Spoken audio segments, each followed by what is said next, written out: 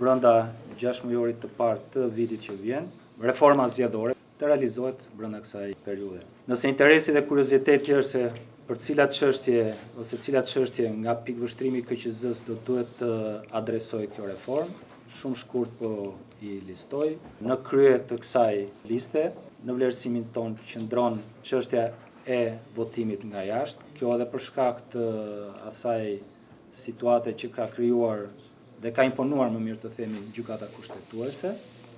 Do duhet që Kuvendi i Shqipërisë teorikisht brenda janarit të vitit që vjen të bëj plotësimet në ligjin zgjedhor për ta mundësuar votimin nga jashtë.